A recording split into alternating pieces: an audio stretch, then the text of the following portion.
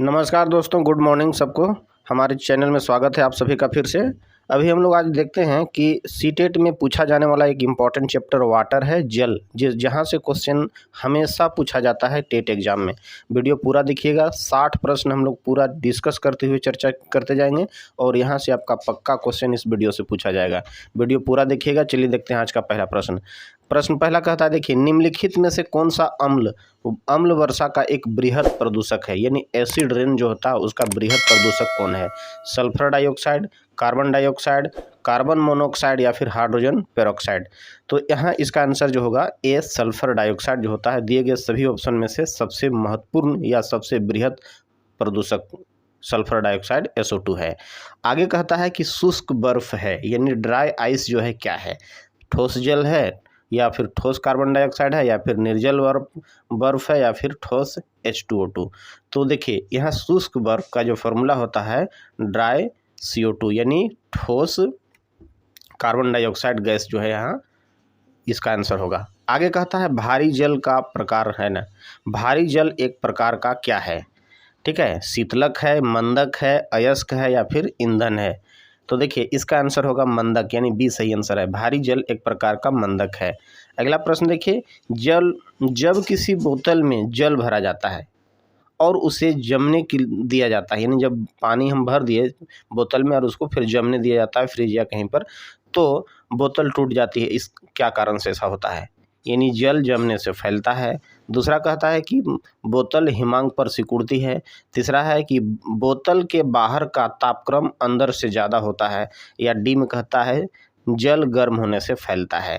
तो देखिए यहाँ प्रश्न कहा गया है कि जल को भरा गया है बोतल में और बोतल जब जल जो जम जाता है तो बोतल फट जाता है। इसका महत्वपूर्ण कारण यहाँ है कि जमने से वह फैलता है। कहने का मतलब है कि जब कोई द्रव चीज़ वो ठोस अवस्था में परिवर्तित होती है तो उसका आयतन बढ़ जाता है।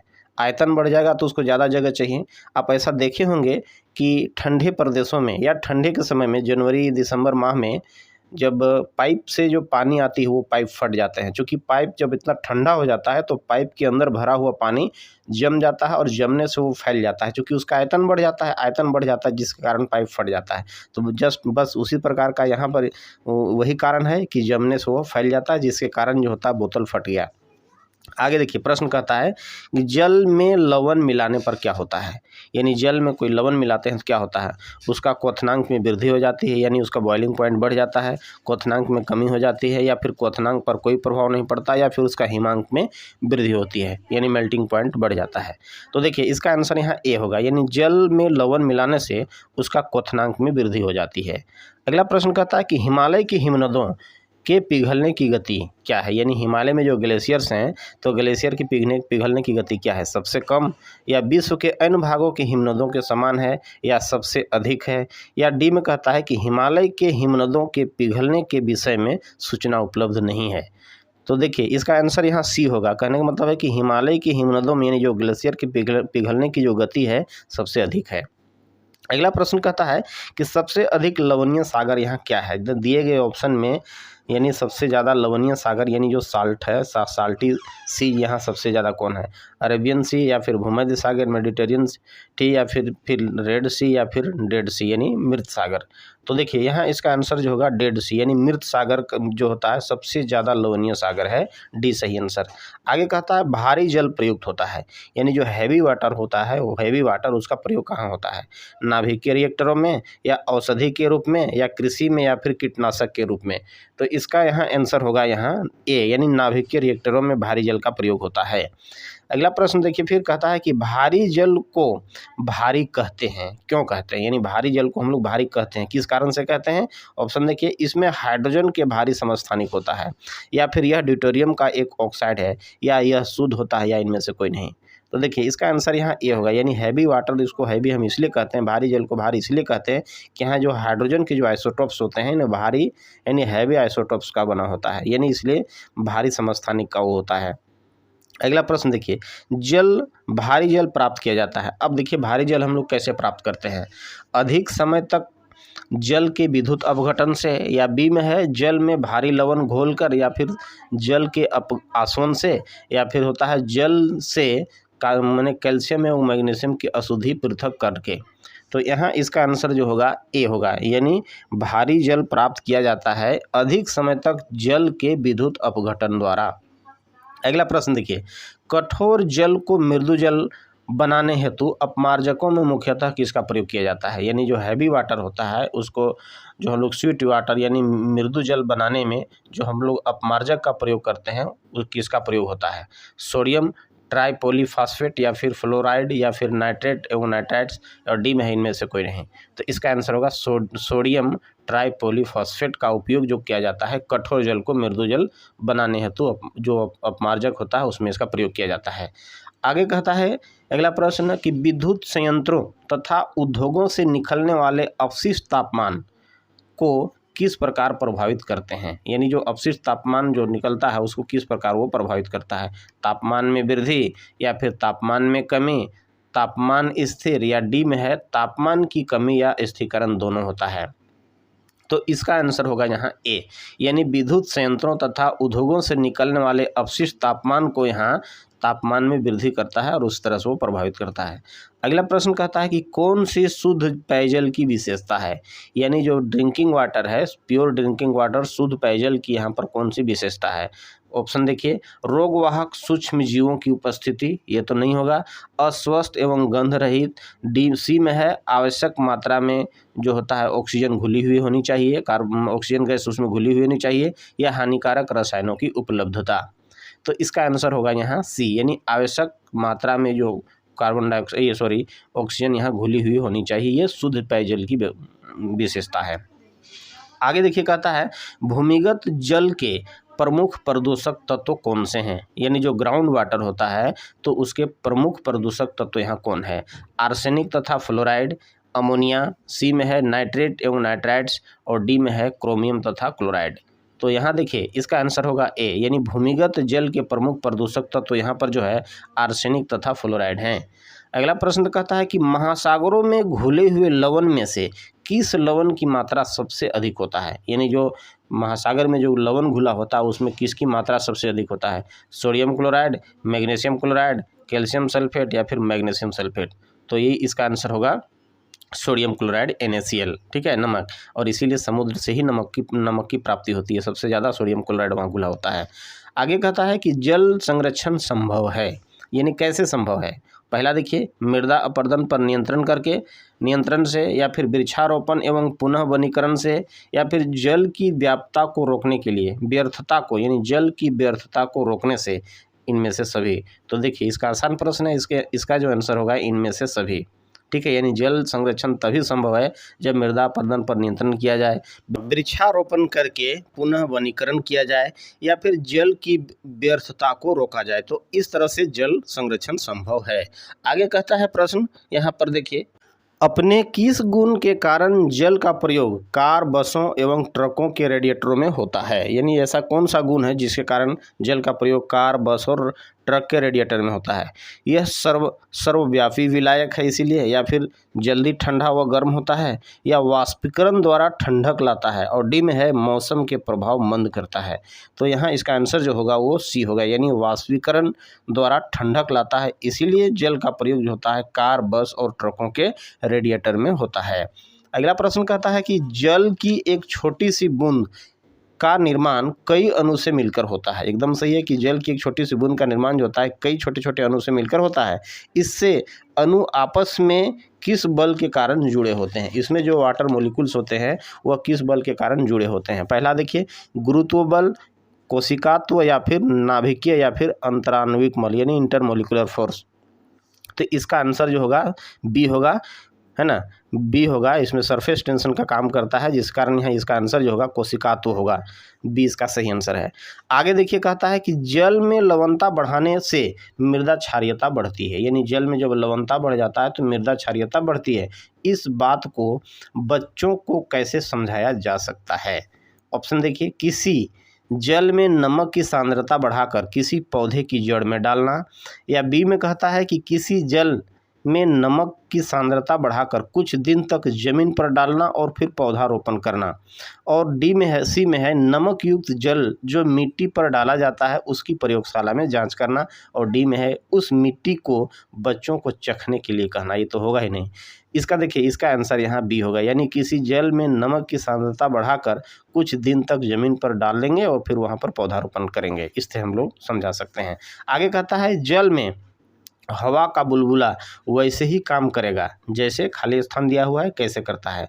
यानी उत्तल दर्पण, यानी यहाँ पर है कन्वेक्स मिरर, उत्तल लेंस कन्वेक्स लेंस, या फिर अवतल दर्पण कनकेव मिरर, या फिर अवतल लेंस कनकेव लेंस। तो इसका आंसर होगा यहाँ पर बी, कन्वेक्स लेंस। ठीक है, यानी उत्तल लेंस। अगला प्रश्न कहता है कि बर्फ के दो टुकड़े को आपस में दबाने पर टुकड़े आपस में चिपक जाते हैं। ऐसा किस कारण से होता है? यानी दो बर्फ के टुकड़े हैं, उसको आपस में दबाने से वो चिपक जाता है। किस कारण से ऐसा होता है? पहला देखिए, दाब अधिक होने से बर्फ का गलनांक घट जाता है, या दाब अधिक होने से बर्फ का गलनांक बढ़ जाता है, या दाब अधिक होने से गलनांक पहले घटता है और फिर बाद में बढ़ता है। और डी में कहता है कि दाब व गलनांक में कोई संबंध है ही नहीं। तो देखिए, तो इसका आंसर यहाँ होगा बी, यानी दाब अधिक होने से बर्फ का गलनांक जो बढ़ जाता है, इसी कारण से आपस में दोनों वो चिपक जाते हैं। आगे कहता है प्रश्न में 25 डिग्री सेल्सियस पर जल से भरी एक बंद बोतल चंद्रमा पर ले जाते हैं। यानी 25 डिग्री टेम्परेचर पर 25 डिग्री सेल्सियस पर जल से भरी एक बोतल को हम यदि चंद्रमा पर ले जाते हैं, यदि चंद्रमा की सतह पर बोतल का कॉर्क यानी उसका ढक्कन खोल दिया जाए तो यहाँ क्या होगा? तो जल क्या करेगा? जम जाएगा, उबलने लगेगा, तापमान 25 डिग्री सेल्सियस ही रहेगा, या कुछ नहीं होगा? तो इसका आंसर होगा बी, यानी उबलने लगेगा। अगला प्रश्न, वर्षा की बूंद किस कारण गोलाकार हो जाती है? यानी जो वर्षा की जो बूंद होती है वह किस कारण गोलाकार हो जाती है?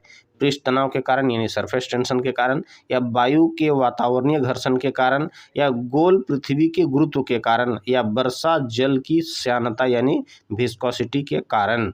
तो इसका आंसर होगा यहाँ ए, पृष्ठ तनाव यानी सरफेस टेंशन के कारण जो होते हैं वर्षा की बूंदें गोलाकार हो जाती है। अगला प्रश्न देखिए, पिछले 100 वर्षों में विश्व का समुद्री स्तर लगभग कितना बढ़ गया है? यानी 100 वर्षों में विश्व का समुद्री स्तर लगभग कितना बढ़ गया है? 20-25 सेंटीमीटर, या फिर 10 से 12.5 सेंटीमीटर, या ए या बी दोनों, या इनमें से कोई नहीं? तो देखिए 24 प्रश्न का आंसर होगा यहाँ पर डी, इनमें से कोई नहीं। अगला प्रश्न देखिए, जब बर्फीला जल किसी गिलास में डाला जाता है, यानी बर्फीला जल को यदि गिलास में डाला जाता है तो गिलास की बाहरी सतह पर जल कण दिखलाई पड़ने लगते हैं। कहने का मतलब है कि गिलास के बाहरी सतह पर जल के जमा हो जाता है, यानी जल के कण दिखलाई पड़ते हैं। इसका क्या कारण हो सकता है? द्रवीकरण, वाष्पीकरण, उन्नयन, या फिर इनमें से कोई नहीं?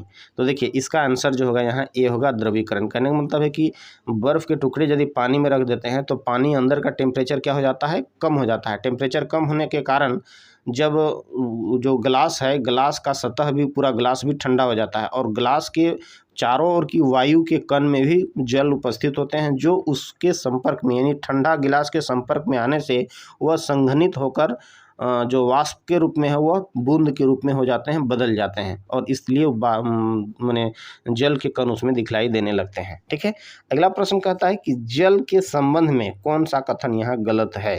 पहला देखिए, स्थलीय जीवों को जीवित रहने के लिए शुद्ध जल चाहिए। बी में है प्रकाश संश्लेषण की प्रक्रिया में जल आवश्यक है। सी में है जल असंख्य पादपों का आवास स्थल है, और डी में है जल धरती की नमी को अवशोषित करता है। ठीक है, तो इसका आंसर यहाँ होगा गलत, जो है आंसर होगा जल जो होता है धरती की नमी को अवशोषित करता है, ये गलत है, इसलिए यही आंसर सही है। बाकी देखिए, स्थलीय जीवों को जीवित रहने के लिए शुद्ध जल तो चाहिए ही, ये सही है। प्रकाश संश्लेषण की क्रिया में भी जल होता आवश्यक है, और जल असंख्य पादपों का जो आवास स्थल भी है, यानी डी गलत है और यही सही आंसर है। आगे देखिए, अगला प्रश्न कहता है कि अशुद्ध जल से बड़ी मात्रा में पेयजल प्राप्त किया जाता है। कैसे किया जाता है? निर्लवणीकरण द्वारा, आसवन या आयन आदान प्रदान द्वारा, इनमें से कोई नहीं? तो इसका आंसर होगा यहाँ बी, आसवन विधि के द्वारा। अगला प्रश्न कहता है कि झील पर बर्फ जमने के बाद भी मछलियाँ जीवित रहती है। किस कारण से ऐसा होता है? जल का घनत्व कम हो जाता है, बी में है कि झील के जल का घनत्व अधिक होता है, या बर्फ का घनत्व अधिक होता है, या उपरोक्त में से सभी? तो देखिए इसका आंसर जो होगा यहाँ सी होगा, बर्फ का घनत्व अधिक होता है। अगला प्रश्न देखिए, कहता है निम्नलिखित में से कौन सा विकल्प सही है। यानी एक सिस्टमेटिक ढंग से क्रमबद्ध रूप से देखिए, कहता है कि वाष्पन होता है, फिर संघनन होता है, फिर बादल बनता है, फिर वर्षा होती है। ए। बी में कहता है कि बादल पहले बनता है, संघनन होता है, वाष्पन होता है, फिर वर्षा होता है। सी में कहता है कि वाष्पन होता है, वर्षा होती है, उसके बाद संघनन होता है, फिर बादल बनता है। और बी में डी में लास्ट कहता है कि बादल, वर्षा, वाष्पन और संघनन। तो इसका आंसर ए होगा, यानी सबसे पहले वाष्पन होता है ना, वायुमंडल में वाष्प के रूप में होता है, वो संघनित होकर बादल बनता है, फिर उसके बाद वर्षा होती है। ए इसका सही आंसर है। अगला देखिए, जल चक्र के अनवरत चलने का कारण क्या है। यानी जल चक्र का अनवरत जो चलते रहता है उसका क्या कारण हो सकता है।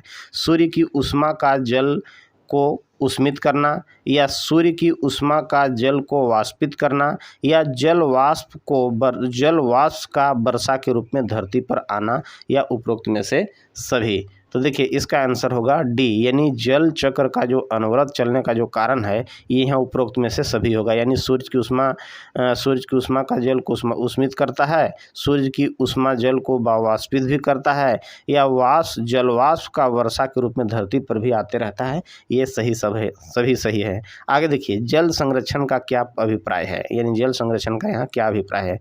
जल संसाधनों का संरक्षण, जल के प्रयोग का संरक्षण, या जल संरक्षण की उचित तकनीकें, या इनमें से सभी। तो इसका आंसर होगा उपरोक्त में से सभी, डी सही आंसर है। आगे कहता है जल को हम किस तरीके से शुद्ध कर सकते हैं। यानी जल को किस तरीके से शुद्ध कर सकते हैं। जल को छानकर, जल को उबालकर, या जल में क्लोरीन द्वारा, या इन सभी के द्वारा। तो देखिए इसमें उपरोक्त में से सभी आंसर है। यानी जल को छानकर भी हम शुद्ध कर सकते हैं, और जल को उबाल करके भी, और उसमें क्लोरीन के द्वारा भी। डी सही आंसर है। आगे कहता है भौगोलिक निकटवर्ती जलाशय में शैवाल ब्लूम की उत्पत्ति से जल गंदा, हरा और प्रदूषित होने लगता है, यानी लगा है। इसका क्या कारण है। जल में अपमार्जक और वास्तविक मल की अधिकता, या जल में ऑक्सीजन की अधिकता, जल में कार्बन डाइऑक्साइड की अधिकता, या जल में मछलियों की अधिकता। तो इसका आंसर ए होगा, यानी जल में अपमार्जक वाहित मल की अधिकता के कारण जो होता है वह प्रदूषित हो जाता है, हरा जैसा दिखने लगता है, प्रदूषित हो जाता है। अगला प्रश्न कहता है कि जल प्रदूषण से अभिप्राय है कि, यानी क्या अभिप्राय जल प्रदूषण से। जलाशयों में अनैच्छिक पदार्थ का मिलना, या इच्छित पदार्थों को जलाशय से हटाना, या तापमान में परिवर्तन, या उपरोक्त में से सभी। तो देखिए इसका भी आंसर ए होगा। कहने का मतलब है कि जल प्रदूषण से यहाँ अभिप्राय है जलाशयों में अनैच्छिक पदार्थों का मिलना, बिना मतलब का गंदा कर देना। ठीक है, आगे देखिए, एक अवस्था से दूसरी अवस्था में जल के बार बार बदलने तथा फिर से जल में परिवर्तित होने के प्रक्रम को हम लोग क्या कहते हैं। वर्षा कहते हैं, जल चक्र कहते हैं, वाष्पोत्सर्जन कहते हैं, या फिर संघनन कहते हैं। तो इसका आंसर होगा बी, यानी इसको जल चक्र कहते हैं, वाटर साइकिल। चलिए दोस्तों, अच्छा लगा तो वीडियो सब्सक्राइब करिए यदि अब तक नहीं किए हैं तो। अभी देखिए, अभी हम नेक्स्ट वीडियो में हम लोग कल लेके आएंगे कि इस चैप्टर से अभी तक जितना भी यूपी टेट हो, चाहे सी टेट हो, चाहे अन्य राज्यों में जो भी क्वेश्चन पूछा गया है, इस चैप्टर से जितने भी क्वेश्चन पूछे गए हैं उसकी चर्चा हम लोग नेक्स्ट वीडियो में करेंगे। Okay, bye.